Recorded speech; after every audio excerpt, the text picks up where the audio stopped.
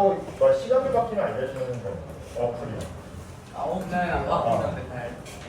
자, 오늘은 시험 범위 마지막 시간이고요. 오늘의 주제는 고려 문화인데, 근데 오늘은 얘들아 조금 마음 편안하게 들으셔도 되고요. 선생님이 정확하게 시험 문제 나올 건 딱 이거다라고 찍어버리고, 그러니까 시험 문제 예정 주제는 딱 하나밖에 없어요. 오늘 주제에서 나머지는 여러분이 그냥 편안하게 들으면서 아 옛날엔 저랬구나 정도로만 이해하시고 그냥 넘어가셔도 되고요. 선생님이 오늘 수업을 하는 근데 이 부분 하는 이유는 이 부분이 고려 문화로서 좀 우리가 알아야 될 상식이기 때문에 여러분이 조금 시험보다는 상식을 좀 키우자, 시야를 좀 넓힌다는 생각으로 고려는 어떤 나라였을까 한번 알아보도록 하겠습니다. 혹시 모니터 보는데 불편한 친구 없죠?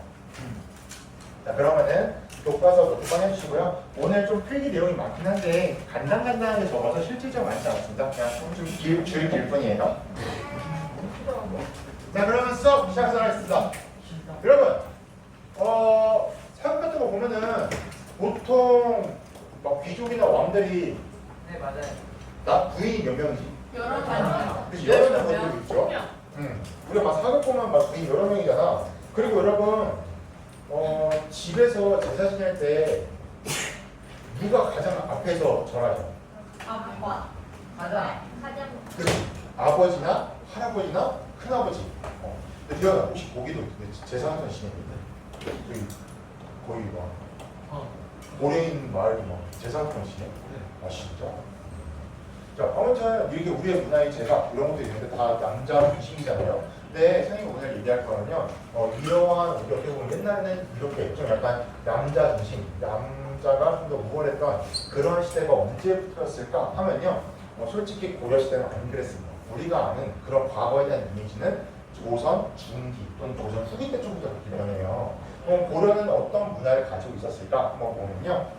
자, 이게 여러분 되게 재미난 사례인데, 바두라는 한 고려의 신하가 왕한테 가서 얘기를 합니다. 전하, 우리나라는 본래 남자는 적고 여자가 많은데, 자 여러분 고려는 왜 남자가 적고 여자는 많았을까요? 여자가 더 힘이 세서 땡. 저요. 아쉽다. 왜? 다 끌려가는 전쟁인가지고. 맞아. 고려의 나라는요, 거란, 여진, 몽골 한 300년 동안 전쟁을 하거든요. 그러다 보니까 남자들은 끌려가서 전쟁터에서 전사한 경우가 많았습니다. 그래서 고려에는 여자가 훨씬 더 많았는데, 그래서 이거 뭐라고 했냐? 봐봐. 지금은 높은 사람과 낮은 사람들 모두 철을 몇 명만 두고 있다? 한 명. 그럼 1부 1초대. 1처되죠? 1부. 일처제. 하나의 남편이 1처. 한 명은 철을 두고 있다. 1부 1처되죠? 지금 현재 대한민국도 1부 1처되죠? 자, 자식 없는 자도 역시 감히 척을 두지 못하나 다른 나라에서 온 자들은 철을 취함에 정해진 한도가 없으니, 즉 우리나라는 부인이 한 명만 둬야 되고 또 척을 두고 싶어도 우리는 못 둔다. 하지만 해외, 중국이나 다른 거란이나 여진 이런 데를 보면은 일부 다처제다. 얘가 그러고 있는 거야. 그래서 인물이 앞으로 모든 북으로 흘러갈까 두렵습니다. 그러니까 우리나라 인구수가 너무 적다. 인구수 늘리려면 일부 다처제로 바꾸자라고 한 거죠, 얘가. 청컨대 모든 관리의 여러 철을 일부 다처제로 바꾸자라고 했는데요. 자, 이렇게 왕에게 건의한 바두 어떻게 돼? 죽었어요. 화영. 지나가는 여자들이 이 사람들을 뭐라 했을까? 욕해요. 좋다. 맞아. 실제로 바규가 이런 건의라는 게 알려지자 지나가는 아녀자들이 저놈이 일부 다처제를 하자는 놈이다. 저놈이 첩을 들지 않는다. 포르자식이다 하면서 바규를 두들겨 뺐다고 합니다. 그러니까 그 당시 사연은요, 일부 1처제, 고려시대에서 굉장히 일부 1처제에서 국가였고요. 우리가 어떻게 보면 사극 같은 거 보면은 선생님 왕건은 부인이 29명이라면서요. 그러신 거는 왕이라는 특별한 케이스고요. 보통 평균 귀족들이나 평민들은 일부 1처제였습니다. 근데 우리가 아는 일부 다처제는 조선 중후 때부터다 라는 거 아시면서, 그럼 오늘의 수업 목표는 이겁니다. 여러분이 고려가 과연 우리가 알던 나라의 문화가 가질까? 혹은 다른 문화가 뭐가 있었을까? 또는 우리가 그동안 알던 상식과 다른 게 뭘까? 볼 건데요. 자, 우선 고려시대 신분제부터 볼게요. 자, 고려시대는요, 양인과 천인으로 나뉘었습니다. 양인, 천인. 양인은 양, 평범한 양자입니다. 양인, 평범한 백성. 천자는 뭐예요? 천을 천자입니다. 천인에는 뭐가 있었을까? 노비에. 우리 동양에서는요, 노예라는 단어를 안 쓰고요, 노비라고 쓰고요. 서양에서는 노예라고 써. 왜 그러냐면은 서양에 있는 노예들은요 모두 다 개인 소유고요. 우리 동양에서는요 노비들 중에서는 일부는 국가 소유가 있어요. 그러니까 국가가 가진 노비가 따로 있거든요. 그 개인이 가진 노비도 있었어. 그래서 노비라는 단어는 그냥 이제 우리 동양에서는 그래서 국가가 소유하는 데 따라 노비라고 쓰고 서양에서는 노예라는 단어를 써. 그래서 좀 약간 단어가 다르다는 걸 아시면서 자 양인에는 어떤 종류가 있느냐? 당연히 귀족 그리고 상민 자 그리고 잘 보세요. 고려시대 일반 농민 즉 평범한 백성을 뭐라고 부르냐? 백정이라고 불렀습니다. 평범하게 농사 짓고 사는 사람들을 백정이라고 불렀어요. 근데 여러분 백정이라는 단어 들어본 적 있잖아요. 네. 네, 네. 노랄 맞아. 때. 조선시대 로라들도 있어? 네. 로라들 언제 있어요? 정글 못하는 백정새끼야. 아 진짜? 좀 고급 어휘네 백정. 그럼 동호회 딱 백정 들었을 때 좋은 단어가 나쁜 단어가 돼? 아닙니다. 혹시 백정이 뭔지 아나요? 백정. 시장 백정. 아니야 백정. 아, 백정. 백정이 뭐 하는 사람인지 알아요? 걸. 조선시대 때 뭐 하는 사람이야? 아니야. 맞아. 천민 중에 백정이 있을 거였어.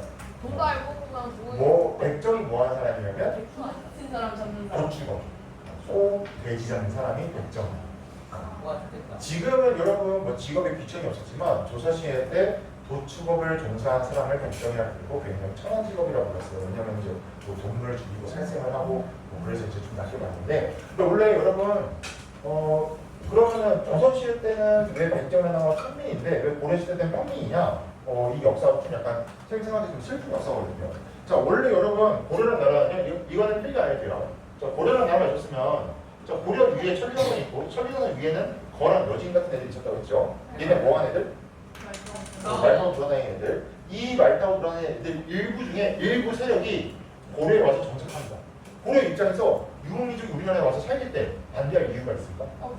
없습니다. 왜냐면 쟤네는 싸움을 아, 잘하잖아. 어떻게 보면 용병으로 내려올 수도 있는 거야. 그러면서 고려에서도 쟤네가 싸울 게 아니라 제대로 이렇게 우리나라 사람으로 만들면 이득이니까 당시에 이렇게 외국인 이민자들을 받기 시작했습니다. 유목민족 중에 우리나라 고려 온 사람들.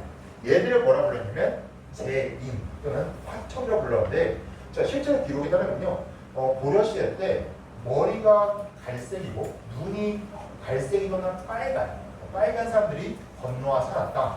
얘들을 제인 또는 화척이라고 불렀다라고 했거든요. 근데 얘들이 당시에 지금도 여러분 우리나라가 그렇게까지 그러니까 미국이나 다른 유럽 국가에 비해서 개방적이라기보다는 좀 폐쇄적이 좀 가깝잖아요. 물론 우리도 다문화 사회를 나가고 있고 많이 개방되어 있지만 하지만 미국에 비해서는 아직까지는 그렇게 다민족 국가는 아니잖아. 근데 고려시대 하물며 지금보다 한 천년 고려시대니까 뭐 천년 전이죠. 천년 전에 고려 사람들 눈에는 이런 외국인들이 조금은 생소했겠지. 자 이런 외국인들이 마을에 와서 정착하게 때 잘 받아줬을까? 잘 안 받아줬습니다. 그럼 이 유목민 출신 외국인들이 할 수 있는 일은 뭐였냐? 원래 자기들이 하던 일. 말 타고 돌아다니면서 배가 고파. 그럼 뭐 해야 되지? 사냥하고 아니면 사냥할 게 없으면 자기들이 키우던 말 죽여서 먹었겠지? 이런 식으로 고기 도축업을 하기 시작합니다. 당시에 넘어왔던 사람들이 온 마을을 돌아다니면서 정착, 농사를 못 지니까 그냥 넘어와서 전국을 돌아다니면서 고기 잡거나 뭐 돼지 잡거나 이런 식으로 도축업을 정사하기 시작해요. 이 사람들을 제2 화척이라고 불렀습니다. 그런데 조선 때, 고려가 멸망하고 조선 때 조선에서는 이렇게 넘어온 유목민족 출신, 저 제2과 화척을 차별하지 말라. 저들도 우리 국민이다. 왜 그러냐면요. 이성계 출신이 여기야. 이성계, 조선시대 이성계가 함흥지방 출신인데요. 함흥지방은요. 그 전부터 유목민족이랑 같이 어울려 지내는 지방입니다. 그러니까 당시에 조선과 태조 입장에서는 저는 유목민족 차별하지 마라. 실제로 그 이성계 약간 뭐라지? 의형제 같은 동생 하나 있거든요. 이진환 장군이라고. 이진환 장군이 원래 그쪽 출신이야. 유목민족 출신이야. 그러니까 이성계 스스로도 유목민족이랑 어울려 지내는 사람이야. 그러니까 이성계 입장에서 야, 너네 외국인 차별하지 마. 쟤네는 우리나라 같은 조선국민이야. 그래서 쟤들을 더 이상 제2화척이라고 부르지 말고 백정이라고 부르거라 합니다. 조선시대 때 저들을 백정이라고 부르거라. 그랬더니 어떤 일이 일어났냐면 그동안 백정이었던 평범한 국민들이 백정이라는 단어를 안 써. 왜 쟤네가 백정이야? 쟤네 고기 도축업자잖아. 제2한척이잖아. 우리랑 달랐던 애들이잖아. 쟤네는 우리보다 낮은 문제잖아. 근데 쟤들이랑 우리랑 같은 100점의 단어를 쓰겠대. 그랬더니 백성들이 100점의 단어를 안 씁니다. 그럼 우리는 그냥 100점의 단어를 포기하겠습니다. 그래서 조선시대 때부터요. 100점이라는 단어는 고기 도축을 하는 저런 사람들이 일컫는 명사가 되고. 그럼 어떻게 보면 되게 슬픈 단어야 얘들아. 어떻게 보면 저들을 차별하는 단어였습니다. 원래는 평범한 백성이라는 뜻이었으나 조선시대 때 100점이라는 단어는 차별. 어떻게 보면 우리가 그만큼 좀 폐쇄적인 차별했다. 그런 것을 알 수 있는데 여러분은 지금이야 외국인이나 뭐 우리나라 사람들이나 차별이라는 건 좋은 가치는 아니죠. 하지만 과거에 이랬다. 그럼 우리가 앞으로 이런 역사를 바라보고 어떻게 하면 더 나은 사회를 나아갈 수 있을까 한번 고민해 보시면서 백정이라는 단어는 원래 고려시대 때 평범한 백성이라는 뜻이었고 조선시대 때는 고기 도축업을 하는 천민을 의미하게 되었습니다. 이런 역사가 있습니다. 자 그리고 두 번째 혼인 가족제도 보겠습니다. 두 번째 혼인 가족제. 혼인 그리고 가족제도. 자, 앞에서 얘기했듯이 고려시대 때는요 일부 일처제 일부 일처제 쓰기 전에 여러분 고려시대 때는요 상당히 일부 일처제 그리고 잘 들어봐. 아까 전에 얘기했잖아요. 제사를 장난만 드린다고 한 달 전에 대법원에서 판례가 났어요. 어떤 판례가 났냐면 여자도 제사를 지내도 된다. 어떤 여자분이 대법원에 이제 쏟아놓았다가 왜 우리 집은 남자만 제사 지내냐? 나도 여자로서 제사 지내겠다. 이렇게 장령. 그래서 대법원이 남자든 여자든 상관없이 그냥 지내야 된다라고 판례를 내렸는데 이것처럼 고려시대 때는요 남녀가 평등했습니다. 근데 잘 생각해야 돼. 한번 속으로만 생각해봐. 우리나라 현재 대한민국 21세기 남녀가 평등하다라고 했을 때 어떤 친구는 그렇다라고 할 수도 있고 어떤 친구는 아니다라고 할 수 있어. 어떤 친구는 아직도 여자가 차별받고 있다고 할 수도 있고 어떤 친구는 오히려 남자 차별받을 수 있다고 할 수 있으니까 이 남녀 평등이라는 가치는 객관적인 게 아니고 주관적인 거죠. 자 그러면은 여기서 선생님이 말하는 게 뭐냐면 이 남녀 평등 조선시대 때보다 평등했다는 겁니다. 조선시대 때보다는 고려가 훨씬 더 평등했습니다. 실제로 여러분 남자, 특히 장남만, 즉 첫째가 딸, 둘째가 남자야. 그럼 장남은 둘째죠. 장남이라는 건 가장 먼저 오는 남자 아이라는 뜻이야. 그래서 제사 지내는 건요 조선시대 때는 장남만 드릴 수 있었어요. 그래서 아직까지도 여러분 중에는 할아버지나 큰아버지가 드린 경우가 있을 거라, 아니 아버님이나. 자 그런데 고려시대 때까지는요 그냥 자식의 그런 순서 없이 그냥 자손들끼리 서로 돌아가면서 했습니다. 뭐 딸이 하거나 둘째가 하거나 셋째가 하거나 이런 자식이 돌아가면서 하거나 아니면 뭐 장녀갈 수도 있는 경우도 있었다고 합니다. 그래서 조선시대 때보다는 훨씬 더 남녀가 평등했던 시대였고요. 그리고 재산도 옛날에는 남자를 중심으로 물려받았어요. 특히 장남 중심으로. 왜냐하면 뭐 나를 제사 지낼 사람이다 해서 장남 위주로 재산이 물려받았는데 고려시대 때는요 남녀가 모두 거의 평등하게 물려받았고요. 실제로 어떤 기록도 있냐면 어떤 여자가 남동생이 너무 많이 받는 거야. 재판에 봐요. 왜 남동생이 더 많이 받느냐 재산을. 그래서 뭐 똑같이 나와요. 뭐 이런 기록도 있습니다. 그 정도로 남녀가 평등한 사회인데 왜 그럼 우리가 아는 뭔가 남녀가 옛날에는 좀 불평등했고 여자의 인권이 좀 낮았던 그런 건 조선 후기 때문입니다. 왜 그랬을까? 라는 이야기하면요. 이거 아마 2학기 때도 내가 얘기할 것 같은데 잠깐 예고편을 짧게만 얘기하면요. 왜 그럴 수밖에 없었냐? 조선 중기 때 겁나 큰 사건이 하나 일어나. 1592년, 그러니까 1392년 조선이 건국되고요. 딱 200년 만에 일본인이 왔습니다. 임진왜란이. 이때 1592년 일본이 임진왜란을 일으켰는데요. 이때 우리나라가 겁나 털립니다. 2주 만에 서울이 뺏길 정도로 애들 걸어서 부산시 이주까지 서울 가는 것도 힘들거든요. 그런데 일본이 전쟁 중에 2주 만에 서울까지 가버려. 그 정도로 우리가 진짜 속수무책 당한 전쟁인데 이때 왕과 양반들은 어떻게 했게? 도망쳤어. 성조가 당시에 중국 국경 저기 북한 끝에 주만강에 있는 압록강에 있는 의주란 지방까지 겁나 빨리 도망갔습니다. 그리고 성조와 수많은 관리된 양반을 다 도망갔어. 근데 잘 들어봐. 그 전까지 왕이랑 양반들 지배층들이 백성한테 뭘 걸었어? 세금 올 때 뭐라고 했을까? 우리가 지켜줄게.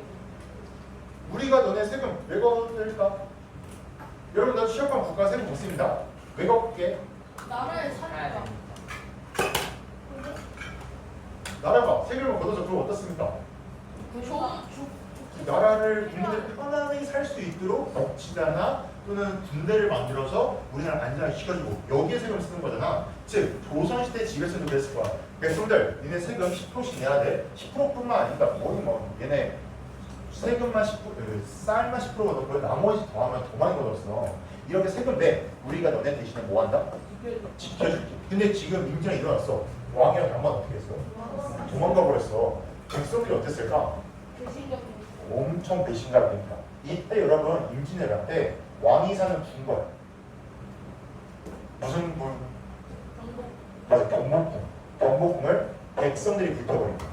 임진왜란이 일어났을 때요, 일본인이 경복궁 불태운 게 아니고요, 백성들이 열받아서 불태워버려요. 선조가 도망갔다는 얘기를 듣고. 그러니까 얼마나 백성들이 불만과 배신감이 컸던 거야. 그런데 전쟁이 끝났어. 7년 전쟁이 끝나고 다시 왕이랑 양반이 돌아오기 시작합니다. 이때 백성들 눈에 그 양반과 왕은 어떻게 보였을까? 너무 안 좋게 보여.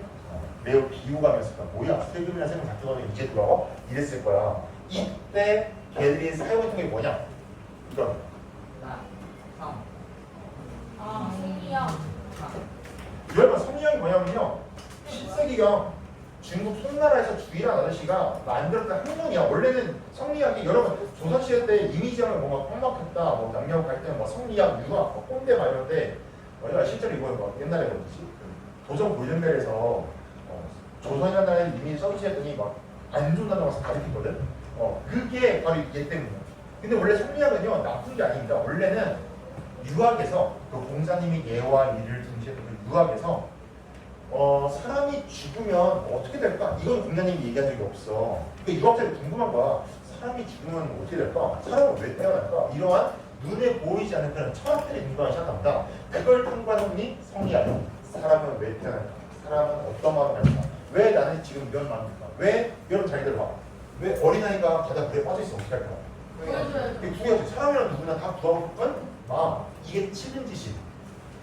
만약에 여러분 상을 받았어. 자 나와서 발평 받으세요. 이러면 상 받았다고 이제 축하해줘. 그럼 마음에 뿌듯함도 있잖아. 한편으로는 좀 부끄러워. 뭐 이런 걸 주세요. 이런 게 약간 겸손. 이게 수호지심. 인가?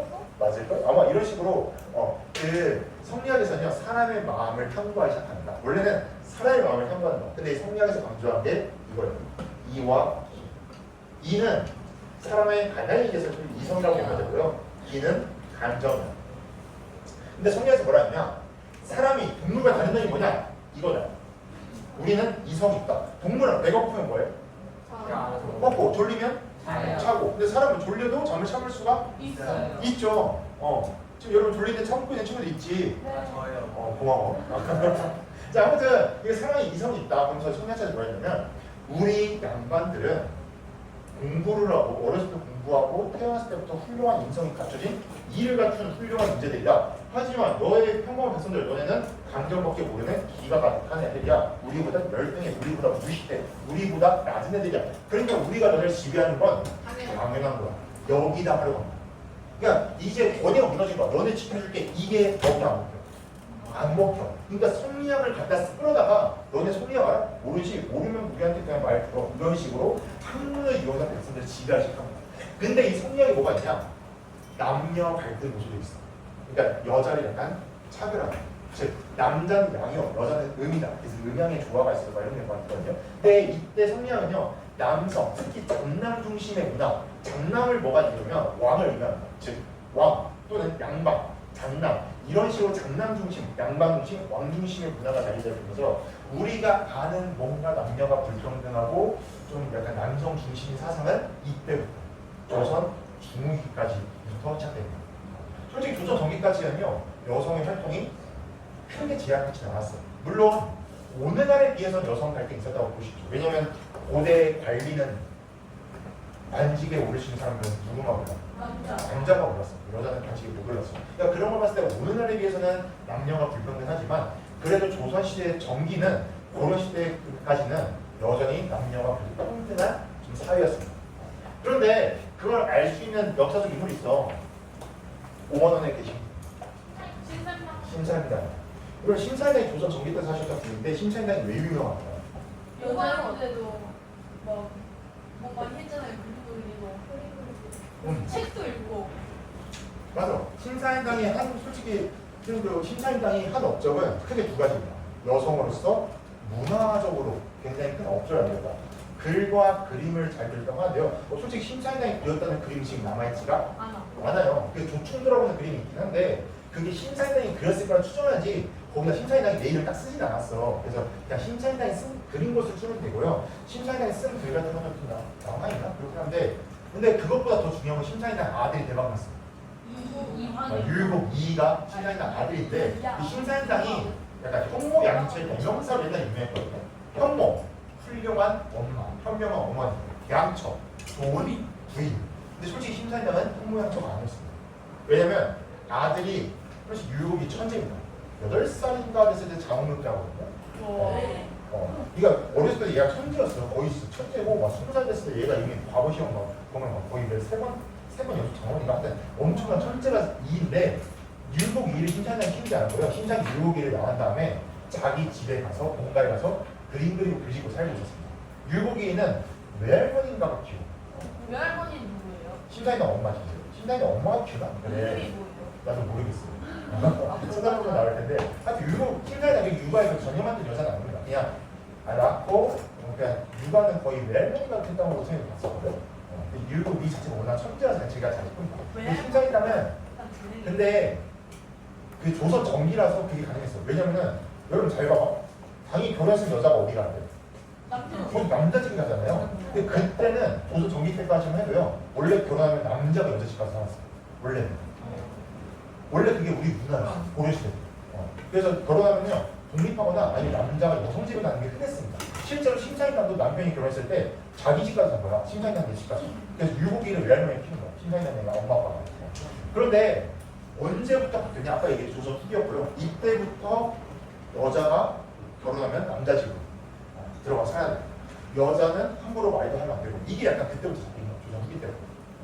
그래서 약간 조선이라는 나라가 우리가 아는 이미지는 조선 후기 때문에 이게 성리학이고 그건 2학기 때 좀 더 자세히 얘기할 거예요. 하지만 고려는 그러지 않았다는 점 아시면서 세 번째 학습 목표, 네 번째 목록 이제 끝내겠습니다. 근데 선생님이 심사임당과 좀 비교된 인물이 하나 더 있어. 누구냐면 혹시 너네 홍길동전 볼게요. 네. 홍길동. 홍길동전. 압니다. 홍길동전 쓴 아저씨가 누구게? 허균. 맞아, 허균이야. 아니 그 허균. 허균이. 자, 허균 아저씨인데요. 여러분, 허균의 누나가 하나 있었어요. 허난성. 이 여자는요, 조선 중후기 때 태어났어요. 심사임당이 태어나고 죽고 나서 태어난 여자인데, 허난설원이 딱 그 조선 후기 때 그 여성에 대한 그 차별받던 시대에 살았던 여자인데요. 허난설원이 시집을 갔는데 약간 몰락한 가문의 양반집에 시집을 가. 근데 허난설원도 어릴 때 엄청 똑똑해서 막 어렸을 때 사서삼경 어렸을 때 인책들 이렇게 있거든요. 그거를 막 어린 나이에 다 떼거든요. 그래서 할아버지가 자기가 직접 막 가르치면서 좀 안타까워. 야, 이렇게 똑똑한 애가 여자를 떠나는데 좀 안타까운 것 같다는 그런 기억도 있거든요. 근데 허난설원이 좀 몰락한 양반 집안의 남자를 결혼하는데 얘가 맨날 과거 시험 보면 맨날 떨어져. 근데 집에 오면 허난설원이 있잖아. 얘가 엄청 똑똑해. 근데 남편이 열등감 좀 느꼈나 봐. 집에 안 들어. 맨날 얘가 하는 거 뭐냐면 동네 나가서 그냥 놀기, 술 먹고 노름하고 다른 여자 만나고. 그러니까 허난설원이 집에서 얼마나 외로워. 그래서 허난설원이 그래도 이제 집에서 외롭지만 다행히 아기가 하나 있었어. 아기가 하나 있었고 또 아기를 임신했는데 그 아기가 안타깝게도 죽습니다. 죽고 그 임신했던 아기도 아마 유산이 됐다. 그래서 허난설원이 그때 되게 아마 우울증 같은 거 걸려서 그냥 돌아가지 못해. 금방 돌아가죠. 허난설원이 그때 동상이 뭐라 했냐면 이 허난설원이 워낙 문학가로 뛰어나니까 글도 많이 쓰고 시도 많이 썼어. 그래서 그 시집이나 문집이 있었는데 동산이 그런다. 야, 나 죽으면 이거 다 옳더라고. 왜냐면 내가 이거 있어봤자 소용이 있어 없어? 없어. 내가 능력이 뛰어나도 조선시대 난 여자니까 일을 할 수가 없어. 그래서 이거 그냥 불켜버려라, 없애버려라. 나 이거 필요도 없다 했는데 허균이께서 누나 이제 그 화양선언에 문제 때문에 불켜보다가 끄고 안 간 거라. 그래서 몇 개를 추려서 시제를 받는 게 화양선언 지인가 봐요. 그래서 그걸 보면요, 화양선언의 여성이라는 분들이 조선인들 얼마나 좀 안당하게 살았는지, 반대로 심사인당은 얼마나 당당하게 살았는지 그걸 비교할 수 있습니다. 그래서 우리가 아는 이미지는 조선 후기 때였다라는 걸 아시면서 세 번째, 고려시대까지는 굉장히 강화가 평등했다라는 걸 아시고, 자, 불교 사상 배울게요. 그러면 고려시대 타임머신을 타고 갔어. 너 종교가 뭐니? 물어보면 뭐라고 하게? 고려시대 백성들은? 맞아, 저 불교인데요? 넌 뭐니? 저도 불교인데요? 왜 고려시대 백성은 다 불교를 믿거든요? 이걸 가능했던 아저씨가 통일신라 시대에 나무함이 탐물만 외우면 강남 뭐지? 부처님가 시켜준다 알았던 아저씨. 원효. 맞아, 원효 대사님. 이 원효 덕분에 고려시대 모든 백성은 다 불교를 믿어. 그러니까 불교는 굉장히 중요한 종교로 고려시대에 활동하게 되니까, 자, 이때 두 명의 스님이 탄생해요. 나타나 의창과 진율인데요. 자, 선생님 설명 듣고 까먹으세요. 그냥 외우지 마세요. 왜냐면 시험 안 나옵니다. 내가 이거 시험 주제를 안 적었어. 근데 알려주는 이유는 수능에 나와요. 그래서 그냥 여러분이 아, 이런 애가 있었지 정도로 알다가 고등학교 갔어. 그러면은 아, 맞아, 이렇게만 기억하시면 됩니다. 자, 의천이라는 애는 뭐였냐? 여러분, 그 하나님을 믿는 종교가 기독교. 황당. 성당이 가톨릭이고, 그러니까 왜가 개신교잖아요. 계시고요. 근데 천주교랑 개신교랑 갈린 이유가 혹시 기억납니까? 이 아저씨가 95개조 건강법 걸면서 시작했거든요. 종교개혁했던 아저씨. 루터. 루터의 95개조 건강을 시작으로 가톨릭 썩어가다가 새로운 종교 만들어진 게 개신교야. 근데 잘 봐봐. 두 종교보다 하나를 믿어. 근데 차이점이 뭐냐? 개신교는요, 교황의 그 라인을 따르지 않습니다. 즉 방법이 달라. 그러니까 하나님을 믿을 때 자세한 교리나 방법이 달라. 그래서 개신교와 천주교가 있는 거야. 그런 것처럼 불교도 부처님을 믿는 불교가 믿는 방법이나 교리에 따라서 나뉩니다. 크게 뭘로 나뉘냐면 교종과 성경으로 나뉘어요. 교종은 뭐냐? 부처님의 뜻을 알려면 부처님이 쓴 책, 영전을 드릴 자, 이게 교종이고요. 아니야, 석가모니처럼 우리가 되려면 그냥 참선, 명상만 하면 돼. 얘가 성종이야. 이렇게 불교의 교리에 따라 교종과 성종은 아니는데, 이걸 통합하려고 했던 아저씨가 고려 중기의 의천이라는 스님입니다. 의천이 천태종이라는 걸 만들어요. 천태종은요, 교종식으로 선종을 포섭하려 했던, 하나로 만들려 했던 종교입니다. 그리고 훗날 진우리라는 아저씨는요, 조계종이라는 걸 만들어요. 조계종은요, 선종을 중심으로 교종을 포섭하려던 종교입니다. 근데 그냥 써주봐. 혹시 쓰긴 쓰는데 이거 외우지 마세요. 선생님 고등학교만 배울 거야. 그러니까 어떻게 하면은 우리가 불교를 하나로 뭉치게 만들까 이거야. 근데 교종을 따르냐 선종을 따르냐 그거에 따라서 천태종과 조계종이 나는데, 현재 우리나라 불교도 천태종과 조계종입니다. 두 개로 나뉘었습니다. 물론 하위에 뭐가 더 있긴 한데 크게 저 두 가지 교단이 있고요. 근데 얘네가 저렇게 불교를 통합시키려 노력을 했다 정도로만 이해하시고, 고등학교에 가서 아마 역사쌤이 이렇게 알려주면서 단어를 이렇게 더 써줄 거야. 이런 단어 써줄 거야. 번호점수, 정해상수, 번호점수, 정해상수. 교감점수. 이거 필기하지 마. 이거 필기하지 마. 이거 필기하지 마. 이거 필기하지 마. 선생님 써준 거. 고등학교 갔을 때 아마 이거 뒀을 겁니다. 그냥 지금은 그냥 외우지 마세요. 그리고 외우지 말고 의천 진영 그냥 불교를 하나 통합을 했다. 그 정도만 이해하시고요. 여러분이 고등학교 가면 이렇게 배울 거예요. 이렇게. 선생님 지금 이것만 알려준 거다. 의천 진영이라는 아저씨가 있었다. 불교 통합을 했다. 고등학교는 이렇게 딱 배울 겁니다. 그래서 여러분이 고등학교 갔을 때 이런 아저씨 있었지 정도만 기억하시면 돼요. 이거는 몰라도 돼요. 고등학교 가면은 선생님 알려줄 거야. 어차피 이거 필요 없어. 시험이 안 나와. 자. 스레스면 빠지 끝나고 그래요. 자, 아무튼 의전, 진우리, 불교 통합을 했고요. 자, 네 번째. 역사서. 이거는 시험 주제죠.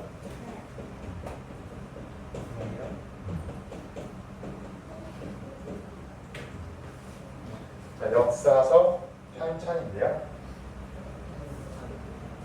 삼국사기와 삼국유사가 있습니다. 삼국사기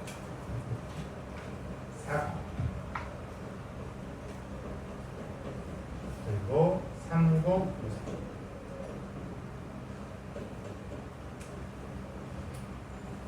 삼국사기, 삼국유사. 뭔가 이 둘 공부하는 게 나을 것 같은데. 둘이 차이점이 있어. 자, 우선 삼국사기, 삼국유사. 여러분 혹시 저 두 책 중에 좀 더 낯이 익은 이름이 뭐예요? 삼국유사. 삼국사기가 좀 낯이 익어, 삼국유사가 낯이 익어. 유사요. 사기. 사기야. 선생님이 아마 이 질문 던진 이유는요, 좀 유사가 아마 더 낯이 익을 거야. 혹시 들어본 친구들은 왜 그런지 이제 얘기해 줄게요. 자, 삼국사기를 쓴 아저씨는요, 묘청의 서경청도동을 진압한 아저씨입니다. 문벌기 속의 당시 수장이었어요. 김우씨. 김구식. 구식이 형이 묘청의 서경청도동을 진압하고 나서요, 왕이 명령 내려. 야, 김구식 일로 와봐. 너 지금부터 우리 역사책 하나 써라. 나라의 역사책을 써라. 그 왕이 명령을 받고 역사책을 쓴 거야. 우리나라 아주 먼 옛날 최초의 국가 뭐였지? 고조선부터 지금 문재인 선수를 지나부터 이 시기까지 네가 역사책 써가라 한 거야. 그래서 삼국사, 역사사자의 기록이 된다. 삼국의 역사를 기록하겠다. 그래서 우리 고려전에 있었던 삼국시대부터 한번 써보겠다 해서 얘가 쓴 건데, 자, 얘는 왕이 명령에 따라 썼습니다. 그래서 얘는 당시의 유교사가, 왜냐? 충을 중심으로 당시의 국가의 중심의 사관, 즉 충을 중심으로, 충이라는 가치를 중심으로, 그리고 김구식의 자체가 과거 시험 합격한 아저씨입니다. 그래서 김구식이 유교사관을 바탕으로 쓴 책이 삼국사기고요. 왕의 명령에 따라서 쓴 국가 역사책이야. 그럼 국가 역사책에 뻥이나 잘못된 기록이 있으면 되니까 안 돼? 안 돼요. 안 돼. 그래서 김구식은요, 최대한 합리적인 이야기를 실었습니다. 최대한 사실만 실으려고 노력했어요. 자, 실제로 여러분, 고조선 공수하라고 생각해봅시다. 하늘에서 화둥이 내려왔어. 곰하고 호랑이한테 쑥과 마늘을 먹였더니 곰이 쑥과 마늘 100일 동안 먹고 뭐가 됐어? 사람이 됐죠? 그러면 곰한테 쑥과 마늘 100일 동안 갖다 먹이면 어떻게 될까? 뭐요? 아마 여러분 죽겠죠? 자, 이런 것처럼 여러분 말이 안 되잖아, 솔직히. 김구식은 이렇게 뭔가 거짓말 같은 이야기를, 전설, 신화 이런 걸 빼기 시작합니다. 그러면서 딱 팩트만, 최대한 팩트 위주로만 적으려는 게 삼국사기인데요. 그랬더니 훗날 삼국유사를 작성했던 한 아저씨, 이름이 일연이다. 이분의 직업이 스님이었습니다. 스님. 이 스님이, 야, 우리나라에 이렇게 수많은 이야기거리가 있는데 왜 이걸 빼냐? 그래서 이 아저씨가 쓴 책이 삼국유사야. 유자가 무슨 유자냐면 이야기라는 유자야. 즉 삼국시대부터 전해져온 이야기를 역사책으로 쓴다, 그 뜻이거든요. 그래서 이련은요, 일단 불교, 당시의 다양한 신을 믿는 불교 신앙을 바탕으로 우리나라의 전설 또는 뭐 이야기 또는 인간 신앙, 이런 거 은비카비 이야기 이런 거 아니에요? 네? 모르시? 은비카비 막 이런 맨날 전래동화에 나가 모르시? 몰라요. 부모님께 은비카비 아시라고 막 아실 거야. 그냥 어디 맨날 갔거든? 배추도사 무도사라고 막 전래동화에 알려주는 아저씨 있었어요. 막 그런 아저씨들이 막 전래동화 해줬는데 다 그 책 내용이 다 이거예요. 성경에서. 뭐 곰이 사람이 되고 이제 막 공주에 가면 뭐 곰이 막 사람보다 그 재미난 그 요번에 공주가 왜 웅진이냐면은 그 공주 옛날 이름이 웅진이거든요. 웅진. 웅진 시끌기이 아니고 웅진인데 공웅자에 한구신자야. 왜 웅진이냐면은 왜? 왜 웅진이냐면은 그 공주의 전술이 하나 내려. 어떤 전술이냐면 곰이 어느 날 한 나무꾼이 나무라고 오셨어. 근데 지나가던 곰이 그 나무꾼을 보고 맛있겠다가 아니고 잘생겼다는 거야. 그래서 그 곰이 나무꾼을 납치해가. 그 동물을 가진 다음에 결혼을 해. 그래서 자식도 스트레스나. 우리 고문나, 고문나. 그 곰이랑 사람이 결혼해서 곰나무인데 나무꾼이 어느 날 탈출 각을 보는 거야. 난 도망갈 거야. 여기서 나갈 거야 해서 딱 사람이 곰이 잠깐 자리에 비운 사이에 아기가 혼자 도망간다. 그랬더니 곰이 여보 어디가 이 자식들 안 보여 하면서 여보 하다가 그 뭐지? 나루토에서 우리들 부졌다 그래. 그래서 움직이냐. 곰인데는 나루토. 그래서 움직이. 나루토가 한국, 조그만 한국. 나루토. 그래서 움직인데요. 여러분 이런 이야기. 곰이나 사람이랑 그러면서 자신 날 수 있어? 아니요. 없어. 얘는 대답 많이 씁니다. 미쳤어? 말하면서. 근데 얘는 그러한 오랫동안 전래동안 전설 같은 거 가시거든요. 그래서 우리가 여러분 어렸을 때 보는 전설이나 이야기는 거의 다 상봉묘사 이야기를 쓴 거고요. 그래서 여러분 두 책 모두 중요해. 왜냐면 우리의 역사, 합리적 역사도 중요하지만 우리의 전설과 이야기 그것도 중요하죠. 왜냐면 그런 이야기도 다 역사적 배경이 있어서 본 거거든요. 그래서 우리가 이렇게 전설을 알 수 있게 해준 고마운 책이고요. 자, 그럼 비교를 하면은 여러분이 만약에 시험 문제 나온다. 어떻게 할 수 있을까? 틀린 거 삼국 사기가 아닌 걸 그렇지. 그치, 뭐 그렇게 할 수 있지. 다음으로 삼국사인 것은 뭐 불교신앙 전설을 다뤘다. 이렇게 하면 삼국사기가 아닌 거겠죠. 자, 이런 식으로 여러분이 한번 시험 주제 총 30개 중에 25문제 뭐 하나 할까 한번 생각해 보시면서 이 중에 나올 걸 위주로 공부해 주시고요. 꼭 다음 시간 시험제 만들기 작업 한번 할 거야. 그래서 여러분이 시험제 만들어 보고 선생님이 끝으로 하나 삼국사기에 대해서 좀 아쉬운 점을 얘기하면요. 이 두 청문도 우리한테 되게 중요한데 선생님 제일 아쉬운 거. 현재 우리나라에서 가장 오래된 역사책이 얘입니다. 동사. 여러분 중국의 최초 역사 기록 뭘까? 사마천 아저씨가 쓴 사기. 사기란 책이야. 그게 기원전에 쓴 책이거든요. 기원전. 거의 2000이 넘었어. 일본에서 가장 오래된 책이 일본 사기란 책인데 7세기경에 600년 쓴 책이거든요. 그것도 쓰여진 지가 거의 1000년이 넘었어. 그런데 삼국사기 요즘 성년을 지나간 이후야 12세기인가 쓴 책이야. 1000년 쯤밖에 안 됐습니다. 왜 우리는 가장 오래된 책이 이거냐? 그럼 그 전에 역사책이 있었을까 없었을까? 있긴 있었어. 고구려도 역사책을 썼고요. 신라도 역사책을 썼고 백제 역사책을 썼어. 그 삼국사기에서 뭐라고 했냐면 내가 고구려의 이틀을 봤더니 이런 내용이 있다더라 하면서 아마 김구식이 살았을 때까지만 해도 삼국시대 쓴 역사책이 있었는데 문제는 지금 그게 남아있지가 않아요. 남아있는 것 중에 가장 오래된 건 이거예요. 그래서 아마 좀 불타거나 없었거나 아니면 어딘가에 있을 것 같은데 그게 좀 아쉽습니다. 왜냐면 그 전에 있었던 역사책이 안 남아있어서 우리가 삼국시대 솔직히 고조선 역사랑 삼국시대 역사를 우리 역사책 기록이 좀 부족해요. 그래서 일본 역사라든지 중국 역사를 통해서 좀 알고 있거든요. 그런 점도 좀 아쉽다. 그래서 우리가 어떻게 역사를 잘 기록하고 보존해야 될까 생각하면서 오늘 수업 내용은 여기까지. 노트 검사.